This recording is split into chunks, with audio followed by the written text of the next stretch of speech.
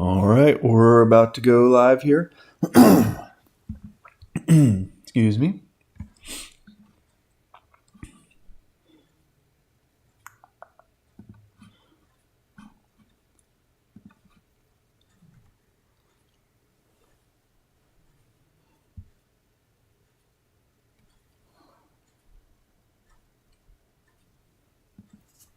All right, good morning. My screen looks a little dark. How does yours look? Hey, well, we'll talk about that in a minute. Welcome to Coffee Chat. I hope you have your coffee. My name is Jonathan. I am a family therapist. I'm an addictions counselor, and this is a new thing that I have been doing on top of a lot of stuff I've been doing for a long time, which is the the YouTube channel and the Facebook group, Facebook page, all of that have been going on a long time. But this is a chat. This is just a time to chat and connect with people. And I know a lot of people are still catching this afterwards. That's totally fine. Totally fine. If you can be here live, that's great. We can chat. If you're watching it after the fact, it's just a good thing to watch because we talk about some really good things in here. And today I want to talk about the motivation strategy, right? And I want to talk about why motivation is a terrible long-term strategy. And I am going to explain that to you. But what I want to point out before we get into that is in the chat and I believe the comments, I got to double check to make sure that this is how it goes.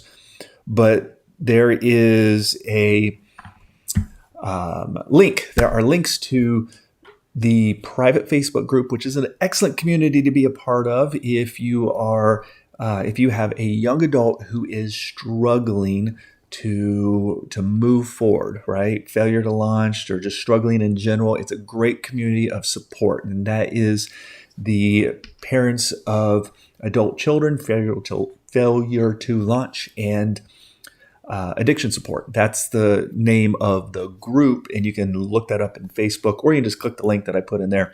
And also the email list. You get on the email list, I'm going to send you tools about how to reconnect with your struggling young adult, how to help them, how to come up with plans, how to move forward, and all that type of stuff. So if you're not already a part of one of those, go ahead and do it. They're totally free. They're just free supports out there for the community. So I want to talk about motivation today. And at any point, if you have questions after the fact, even you're watching this on replay, put them in the comments. I love those comments because they direct so much of what we talk about, such as, especially in our group, right? If you join the Facebook group, a lot of interaction there and just kind of fuels what we talk about. But today I want to talk about motivation.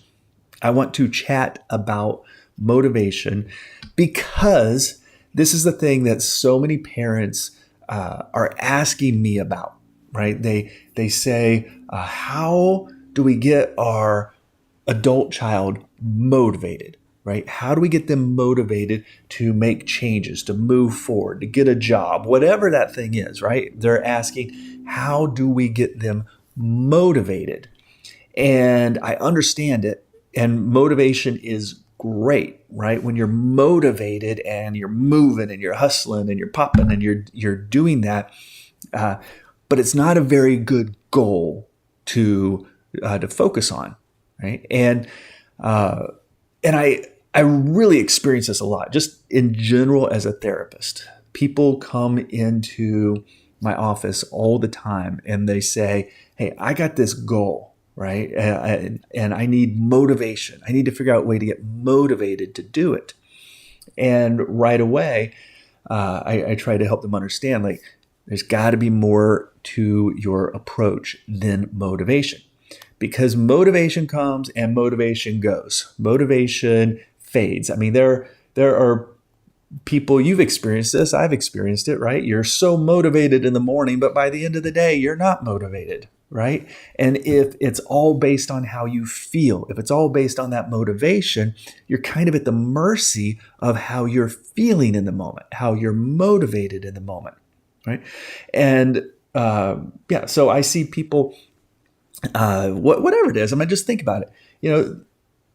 I'm going to get motivated to get on a diet. How long does that last, right? I'm going to be motivated to work out. I'm going to be motivated to break my bad habits or to start this new thing or achieve this goal. And I believe people, right? Because I relate to where they are when they say, I'm motivated. I am so motivated to do this, right? I've sat with those young adults who are saying, I am moving forward. I'm tired of living at home. I'm tired of being in this crappy apartment. I'm tired of not having enough friends. I'm tired of feeling like I'm behind. I'm tired of whatever it is. I'm motivated. I want to make this change. I believe them. I believe them in that moment that they are motivated. But what happens after they leave that conversation? Most of the time, what's going to happen is the motivation is going to fade. And when it fades, it goes back to the same thing, right? And if that cycle happens over and over, where I'm motivated, I know I need to change, I mean it, I'm focused, I'm excited, but it goes back to the way it was. When that happens again and again and again, people start to lose hope, right? That's where parents start to lose hope. How many times have they said they're motivated or we've talked about this and it's gone back to the way it was, right? It's a hope killer, right? That's so much of why people get stuck and stay stuck is they get to a place where, what's the point? I can't do this. How many more times are we going to have this conversation? How many more times are we going to trust? How many times, right? And it just gets really, really, really complex. And then it's reduced to one conversation or one goal where someone's like, okay, how do we get them motivated? How do we get that motivation that really sticks? And I don't think that's a good strategy, right? I think that is always or almost always going to fall short, right? Because it's not deep enough. It's not detailed enough. It's not to the core of what needs to happen in those moments. So, do you relate? Right? Put in a comment. Do you find yourself really focused on motivation as a goal? How do I get them motivated? Or how do I even motivate myself, right, to do things? So let me know. Is that something? Have you been there? My guess is you have, right? So motivation is not effective. Why? Right? Why is it not effective by itself? Well, like I said, when I'm having a conversation with someone, I'm talking to a young adult who's telling me, I'm really motivated. I want to change, right? They're inspired by our conversation. They're seeing things, they're dealing with it. Whatever happened, they're motivated. And by the way, there's a couple of different kinds of motivation, right? There is negative motivation, right? Which is basically, I am feeling a lot of pain. I'm feeling a lot of shame. I'm feeling a lot of the consequence of what I have or have not been doing. And, or I'm just trying to avoid a consequence, right? And so it's a negative motivation, which is not the best kind of motivation if you're going with motivations, by the way. And then there's a positive motivation, right? I'm excited about this. I want to move forward. I will, there's, you're going after something really positive. Either way, a person is motivated to change. Then they leave the conversation. What happens in that moment? They're back in the same environment. They're back in the same routines. They're around the same people, right? They're facing the same fears. They're facing the same anxieties. They're facing the same dilemmas, right? Nothing changed other than how they were feeling in that conversation. They went maybe from unmotivated to motivated, right? Negative reason, positive reason, they're motivated. That's what changed. But nothing in their environment, nothing in their habits, nothing in that. If that stuff hasn't changed, it's easy to get pulled back, right? The old patterns, the old habits. And the next thing you know, they're back in their room playing video games, or they're hanging out with those friends, or they're avoiding life again. And it's amazing how fast it can happen. Does that mean they weren't motivated? No. Like I said, I like giving people the benefit of the doubt. You say you're motivated, you say you want to make a change, okay, right? But that's not enough. I think I could just go on and on about this point. That's not enough. But it feels satisfying. It feels satisfying when your adult child says, okay, I'm going to make a change. You were right. I need to do this. And they're all right. I'm going to do that next thing, right? But what has changed, right? It feels satisfying, but it's going to go back to the way it was. And you've experienced this over and over. So there's got to be something more. You know, another way I like to describe it is there is it's like a meter, right? I call it the motivation meter. It's like a power meter, and you're at 100%, when you end that conversation, and then you have that drive home, you have that little space, and then all of a sudden that motivation meter is like down to 90. And then you take some time and one of the old habits or the environment kick in, and now you're down to 75, right? And then it's down to 50, and then it's down to 25. And pretty soon it's like, my motivation's gone. I don't know what I'm doing. And boom, it's like, boom. So it's like immediately after the conversation, the motivation is going to fade. You just cannot stay in a state of constant motivation, right? So there's got to be something more. What is it, right? Well, that's where we get into plans with steps, right? And then routines. And then there's got to be accountability. There's got to be follow through. There's got to be more conversations.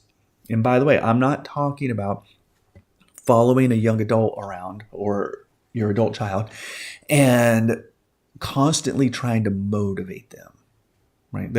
There are times where, yes, you do need to have those prompting points, but it's not that you're managing their life for them. And the idea of keeping them motivated, just like the feeling of being motivated, that's exhausting and it doesn't work. It's not sustainable. So what we're talking about is being able to connect around what are the goals, what is the plan, what are the actual steps that you are going to take, right? And then to take those steps, we got to look at your routine. Like literally, like what are you going to do in a day? Let's break down days. Like how, when, where, how's this stuff going to happen, right? That kind of conversation needs to happen. Let me put it this way. When I'm talking with a young adult and they're telling me about, here's my goal, here's my plan, I'm motivated. I'm like, let's keep going, right? Like, how are you going to accomplish this? What are the steps? When are you going to do those steps?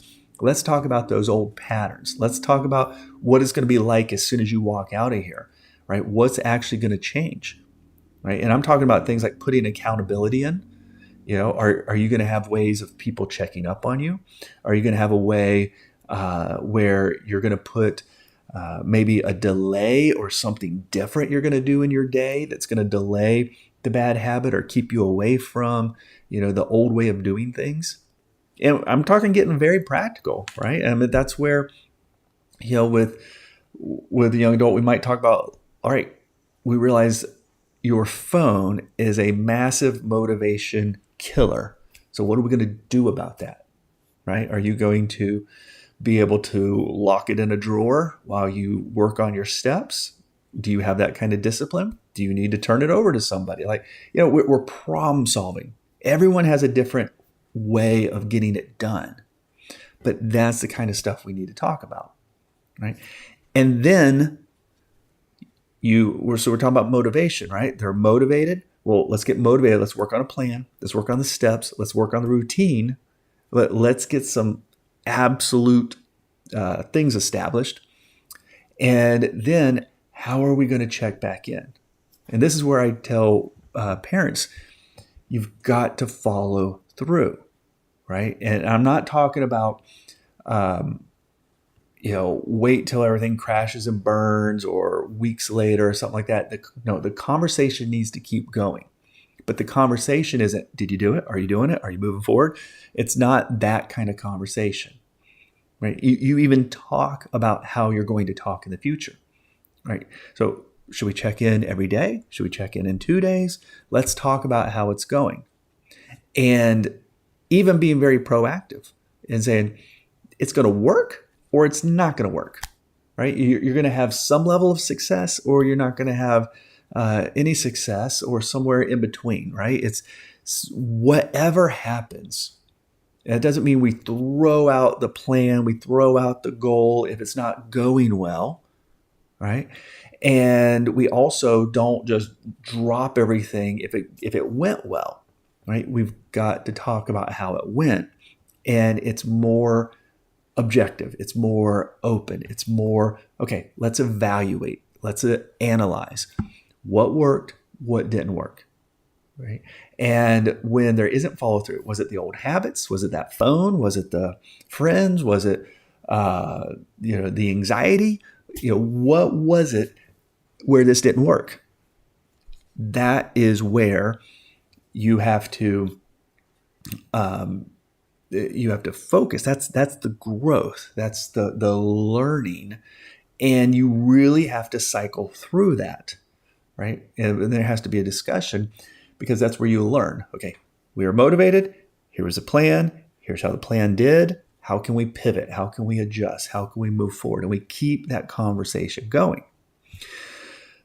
When you don't have a solid plan, right? When it's just like, okay, we're going to change. Everyone's motivated. And then it doesn't happen, right? Those conversations are different.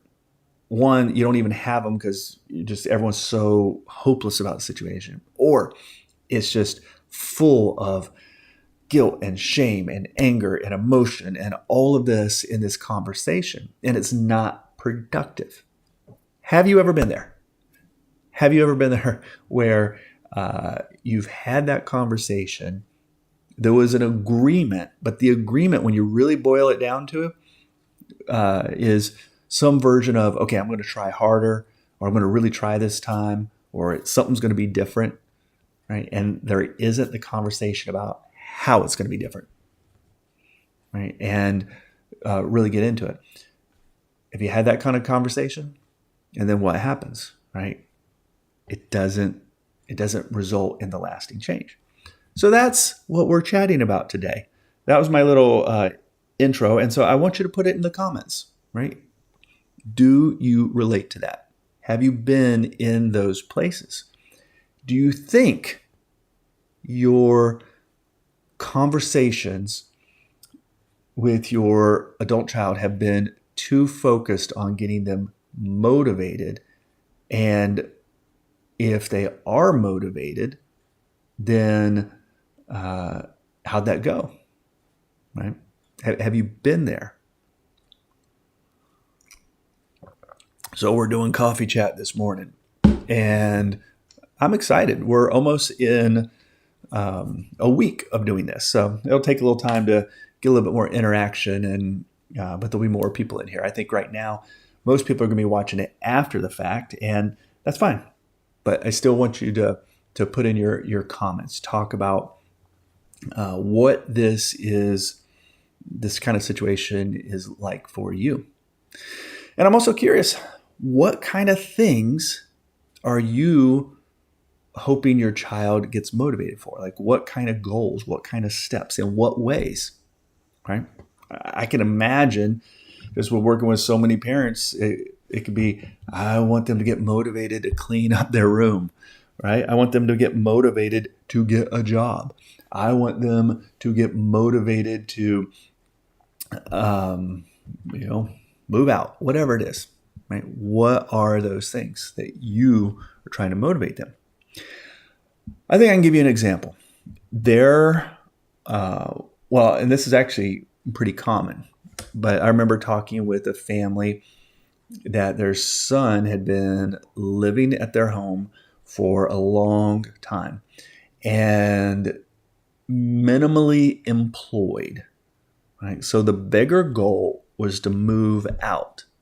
And they would have these conversations about moving out and living on his own and having roommates and where he's going to live and the things he's going to do and all of this. And it became very motivating, right? And they would have these conversations like, yes, I want this. I want to move out. I want to do, and they would feel really good about it.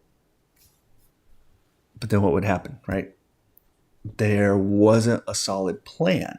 There was a goal, right? There was a goal: move out, get a job, move out, live on your own, enjoy your best life, like get out there, But it was just a conversation about motivation, and it would work.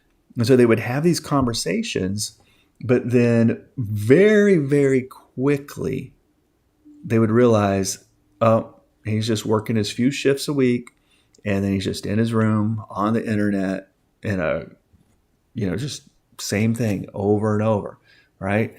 Days would turn into weeks. Obviously, it wasn't motivated. In the parent's mind, it was, maybe he just needs a little bit more time. We don't want to push this too much. But then that started to turn into more and more resentment. Clearly, he's not motivated. Maybe he lied to us. Maybe he wasn't, he just wasn't telling the truth. He was telling us what we wanted to hear. And then there would be a blow up, right? Why are you just sitting around? You said you were going to do this, blah, blah, blah, blow up. That is a pretty regular pattern I see. Okay? And it's focused on getting motivation in the conversation and not enough with the plan, right? And then it just makes the whole thing that much harder to talk about. So I was able to hear this family have that conversation. All right, let's talk about the goal. Let's talk about what's going on. And as they're talking about it, the young adult's getting more motivated. The parents are feeling better. And like, okay, yep, I'm going to get a job and I'm going to move out and I'm going to do all this. And everyone's happy and excited. And I'm coming at it from a different way. I'm like, hold on a second. I love that everyone's feeling good right now. I love that there's motivation, but I don't believe this is gonna last, because I haven't seen where anything has really changed other than how everyone is feeling. That feeling is going to fade. So I hate to be the buzzkill, right? I hate to be the negative one, but I'm speaking with experience and objectivity in looking at the situation. And say he's probably going to go back home and he's going to go to his room, which is a pigsty, and it's going to be very unmotivating to be there. The compulsion to get on his phone or internet, do whatever he's doing, is going to be there, and probably going to check that for a little bit. And then next thing you know, it's like a day has gone by that's just like all the other days, and the feelings of how hard it is and the anxiety and the depression kick in, and there you go. You're back to the stuck phase. So we want something different, right? So in that moment, I'm like, okay, we got to talk about the plan. Like, what is the plan? Which means there's steps. Like, what's the next step, right? And when's it going to happen, right? And is it looking for a job? Do you guys like sit down and talk about what some jobs, or can you do this on your own, right? What are the next steps? And then when are you guys going to talk about it, right? And then we had to dig into the routine. Okay, you're going to go home, and what are you going to do first? What are your temptations going to be? What are the old patterns? What are the old habits? How are you going to do this differently, right? And then we need something practical, right? Maybe some of these are big steps, right? They don't necessarily want to do it, but sometimes we realize we need to have an actual structural change in the routine. So maybe we're going to take the screens out of that room. You can be on your screens, but it's going to be at the table. Is this because you're being punished, or is this because that's what you need to break the bad habit, to make a change? So it's a lot of getting a young adult to realize, like, this is my life. And if I really want to change, I really got to change. Now, what's that going to be? What is actually going to change? Not my motivation, not my want to, right? But the actual structural changes, right? And so we had to talk about those and taking those next steps and what that routine is. And then when are we going to talk about it? When are you going to talk about it again, right? As a family, like, how'd it go? All right. Your plan was to, put all the screens outside your room. Were you able to follow through with it? If you weren't, why? Right? Why was it so hard to follow through with that plan? Right? Was it your anxiety? Was it your insecurity? Was it your fear of losing social connection or something? Like, what was it that caused that to change? Right? So that's what we need to address next. That's what the next step needs to be around. Or maybe they did it. They put the screens out of the room. Did that help? Well, half and half, right? Got more done, but not enough. Didn't follow through completely. Why? What worked about that? Let's repeat it. And then what else do we need to do? And every time the conversation comes to, okay, I'm going to try harder. I'm going to be more motivated. That's great. It's great. I'm not saying that's bad, right? But you use motivation to create the plan, the next steps, right? So how and why? You see where I'm going with this? That's a very important way to have conversations. So this is something that I want to continue to talk about, continue to come back to in our future chats. But while I'm chatting here, does anyone connect with that, right?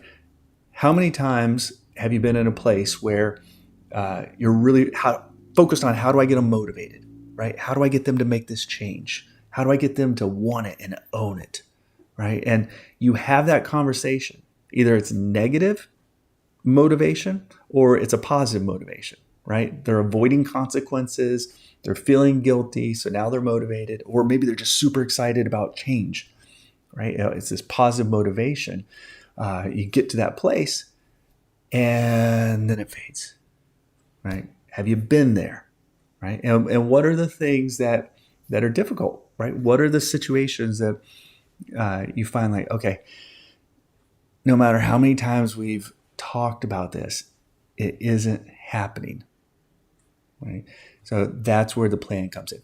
I want to tell you a little bit about motivation, right? Of those two types of motivation, if you're going to put it in those two categories, right? You have the negative motivations and the positive motivations. Well, I'll just tell you right now, negative motivation has a diminishing return. It's not a very healthy, sustainable way to motivate yourself. But we do this all the time, right? We can have this really negative self-talk, like, saying it to ourselves, like, oh, you idiot, you lazy person, how dare you screw up? You better get your butt in line. You better do this or you're going to suck, right? People are going to hate you. You're just a shameful person. We have these just really negative things. We're trying to motivate ourselves, and it can work for a short period of time, but it works at a cost, right? The cost is you eroded your self-esteem, right? You started believing negativity. You started living your life out of avoiding a fear of being a bad person, being inferior, being less than, and it becomes a cycle of running, right? And what tends to happen is a person can't stay in that state of negative motivation, right? Tearing themselves down, because it's just uncomfortable, right? It doesn't feel good, and it starts to become a pattern of avoidance, right? We become averse to how we're treating ourselves, and so it tends to be like, I don't even want to deal with this anymore. Every time I try to get motivated, I end up feeling worse about myself. And even if I accomplish it, I didn't feel great. I felt like I avoided the worst possible thing, right? And so self-esteem is shot. And the only way to keep it going is to increase the level of negativity, to increase the fear, to increase the negative self-talk, to increase, all that kind of stuff. And eventually it doesn't motivate at all. In fact, it creates the other things. Like, I don't even want to try. I don't even want to deal with this. I don't even want to think about it, because it's a lose-lose, right? If I do it, then I don't feel worthless, right, for a little moment, but then I got to keep it up. And if I don't do it, then I prove that I'm worthless, and you just don't want to deal with it. So those negative motivations, it's a reality. There are real consequences to not doing something or doing something, right? That we know that reality, but there's got to be a balance, right? There's got to be a focus on the positive. Like, what's the positive you're going to get out of it? What is the good result, right? What's going to be exciting about it? What's going to be rewarding about it? And you got to be careful, because then people are like, well, what's rewarding is I don't suck as a human being. No, like, how is it improving your life? How is it making you feel better about who you are as a person? And being able to have that kind of motivation, right? That builds, right? Because then you have a success and you feel better about yourself, right? You're feeling, you're seeing the result and the positivity in your life. You're not avoiding a negative, you're bringing in a positive. And then you want more of that. And so, like with your young adult, when they have these wins, when they have these successes, when they have these steps that they accomplish, it's less of a focus on avoiding getting in trouble, avoiding this negative thing. And it's talking about, like, look at you. You're moving forward. You're getting closer to that independent life. You're building up the friends. You're getting your social life. You're overcoming your anxiety more, and you're able to do more. You have more agency, more abilities, more. You're moving forward, right? And that feels good. That feels great, right? And that's the kind of thing we want to focus on. And it's important as parents, because a lot of times your fears come through in the conversation, right? You know what I mean? Right? You're worried, like, what if this doesn't work, right? What if they live with us forever? What if they never become financially independent? What if they never overcome that anxiety, right? And then it just spills over into your conversation, right? Everything's about the negativity and your own anxiety that puts the pressure on it.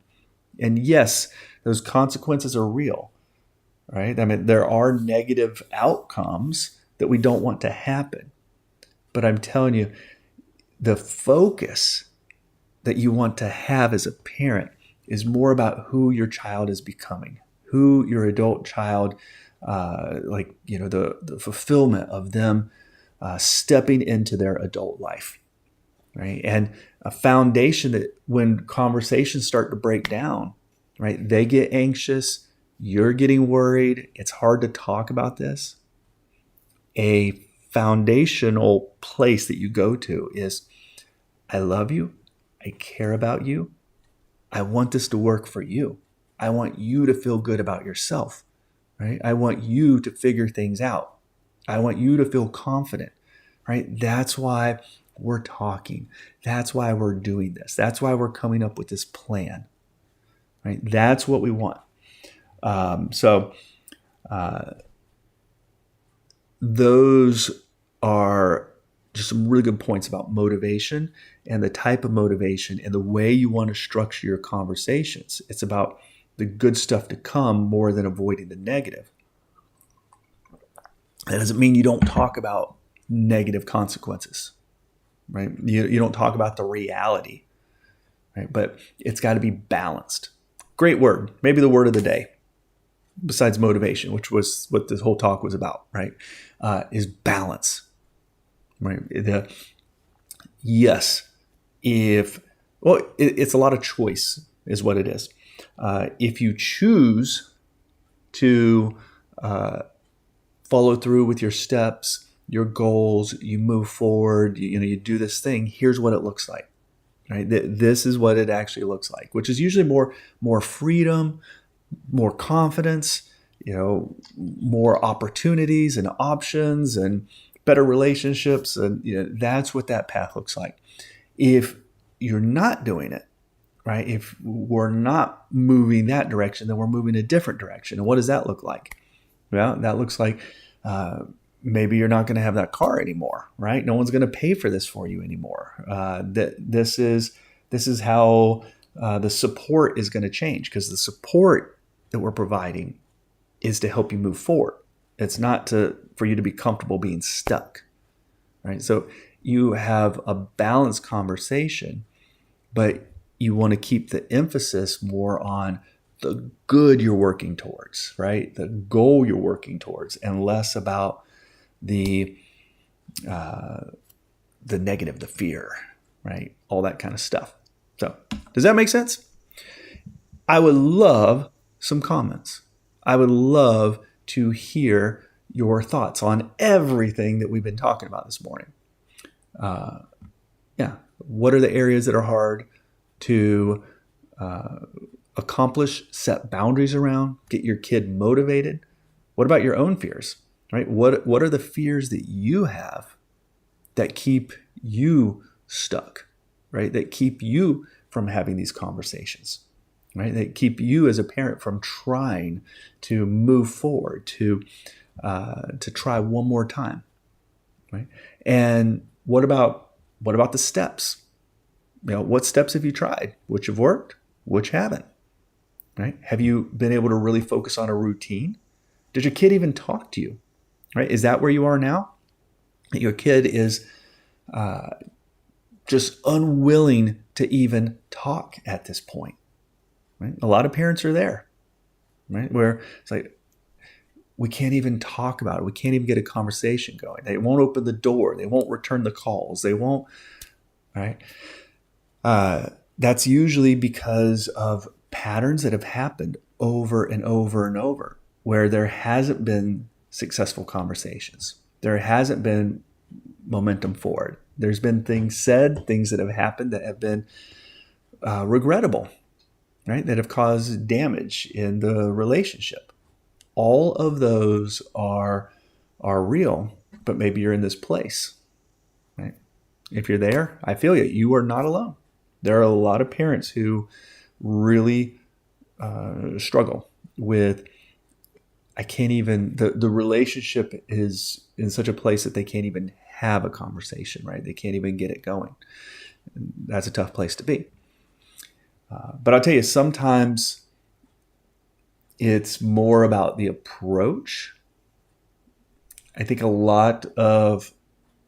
most of the time, I don't know what this percentage is, but I just know most of the time when parents are trying to talk to their adult children, it's usually in a moment because there's a deadline approaching.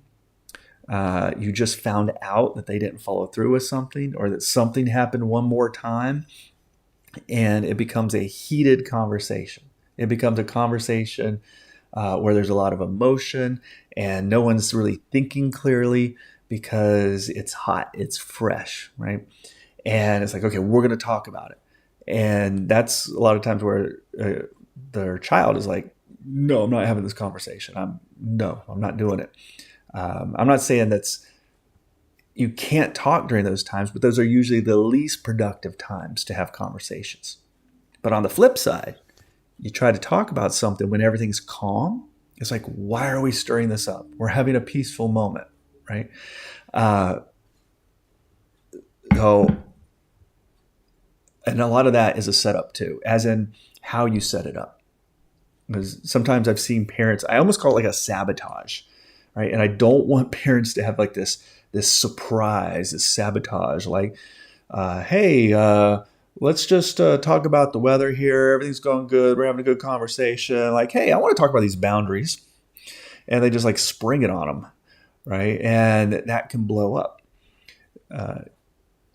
If you don't have a good connection with your child,